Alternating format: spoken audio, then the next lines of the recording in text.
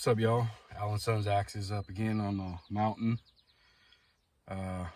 Just got done shooting again, training like always. But I thought I'd do something different. I think a lot about zombie apocalypse type stuff, which is, I wouldn't say it's inevitable, but it'd be cool if it happened. I mean, in terms of the slower ones, the fast zombies and some of them other movies are pretty crazy. So we'll see what happens. But I like to. I didn't really think about this list much. I just kind of just used common sense of what I would like to use if zombie apocalypse did happen, or like a survival type scenario when everything hits the fan and you need 5 things that you would want to take with you in terms of survival. So I'd like to share my list, and my son helped me with some of these too, a couple of them. He likes doing all the survival stuff and outdoors camp. We go up the mountain a lot and fish and do all that sorts of stuff. So he's grown up around that. And here's my list of 5. Starting off, I think I'd go with my Glock 17. I mean, that's a given. You've seen this one on the channel. I'd keep the iron sights because I'd want to, these are pretty reliable in terms. I mean, a red dot is reliable too, but these will last maybe longer than a red dot in terms of battery life and just staying on the gun. And who knows how long I would have to use it, but would have this in just a little Safariland 6390 for 17, the TLR1. Just keep this on my side at all times. So that'd be something I'd have. Next thing is a machete. I want to take a machete with me. This is a Gerber. It's a nice piece. It's been used, as you can see. We use it quite a bit. Still got a decent edge on it, and it's got a serrated blade on the other side. So if you need to cut down some limbs, start a fire, do whatever you got to do. And then chopping side as well. It's got a good handle on it. It's rubberized rubber grip. So, but it feels pretty good. It's a nice little, about an 18-inch or so machete. And that goes in the holster. What is it called? Sheath. Goes in the sheath. Yep. So that's item number 2. Number 3, I think I'd take a crowbar. A lot of people underestimate a crowbar. If you're out survival, or this could be used as a blunt force trauma weapon, close quarters weapon. Also, if you're out, I don't know if a lot of you have played Fallout or games like that, or seen like Book of Eli, stuff like that. These can come in handy getting into houses, getting into cars, to whatever you got to do. Also can be used as a secondary or third weapon on yourself. Carry that along with you. Come in handy quite a bit.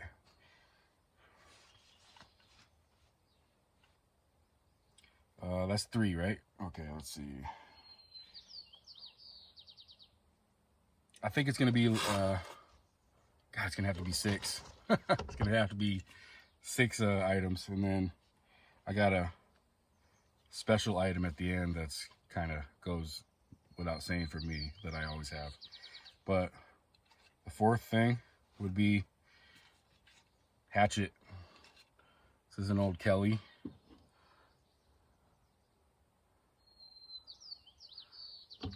Nice old Kelly. World's finest true temper. But I've had this thing for a long time. Been in many expeditions with me. And this is good to have, just to use it for kindling or cutting down some wood. Maybe this is heavy enough to where it kind of, let's say, chop a smaller tree down, and it's got a good pole on it, so banging wedges or stakes into the ground, camping or whatever. And this will be essential to have for me. I mean, I have to have this. And then 5th one, the old Ruger 10/22. You gotta have this. This thing is just all around. It's my son's favorite gun. In a way, it's kind of his. But this thing is just all around perfect gun in terms of outdoors. Headshots with this from, you know, however far you need. 50 yards or so, 100 yards if you need to. Shooting birds, pheasants, squirrels, whatever, survival. This is the old model too. This is the old, I can't remember what year it was made, but I looked it up one day a while back. I forgot what year it was, 80 something. But yeah, this is a nice piece. The Ruger 10/22, 22 long rifle, so it could take, I think it only takes that, so it doesn't take the short or the long. So it's just 22 long rifle, but that's fine. So that's 5. My last one that I would have probably is a shotgun. It's a Mossberg, or no, my Mossberg's at home. My Maverick Mossberg 88. This thing is just chambered in 12 gauge. I cut the barrel off because it was like 28 inches with the Aki choke, so I just cut it to 18 inches, and it's just a cylinder bore now. But this thing eats any 12 gauge that I put in it. So I'd probably have some, it's all stock too, by the way, so I'd probably have some slugs with me, some birdshot, buckshot. That's the thing about having this, so you can hunt big game with it. You could also hunt little game with it. The Ruger is kind of lighter, is a little lighter, but this one, man, you can't beat the stopping power of this. So that would be my 6th, 5/6. I guess I would interchange the Ruger in this once in a while. You know, if I had the choice, I'd probably go with this one, the shotgun. Maybe get a little sling for it. So the Mossberg 88, Maverick, whatever it is. And then the last one, kind of a staple in my truck or SUV that I drive. It always goes with me everywhere I go. Stays right by my seat side, and that's my camp axe. This thing has seen some stuff.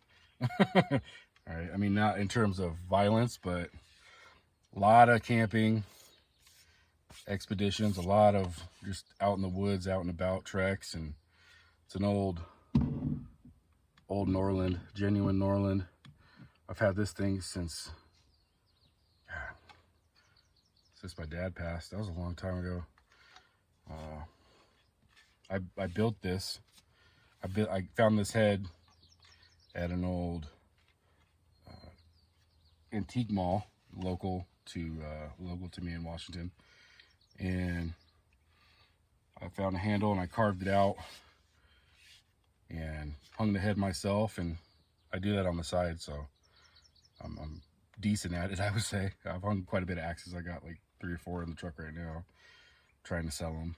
But yeah, this thing, man, it's just gorgeous piece, and I swing it pretty good. I've swung an axe pretty well my whole life. Grew up in that type of environment, and it's all I knew for a long time was outdoors, and I'd like to say I still do. Not city's all right, but outdoors is where it's at, because you get to use a lot of this stuff that I've shown you here. So this is an old camp axe, 2.5 pound head, maybe 2 pound head on a 28-inch handle. Man, this thing is money, you know, and I wouldn't go anywhere without it. But yeah, that's it. That's all I got for my survival / zombie apocalypse scenario, which, I mean, who knows if it'll really happen, but there are enough crazy people out there in the world nowadays to carry some of this stuff in general, just because of them. So That's all I got.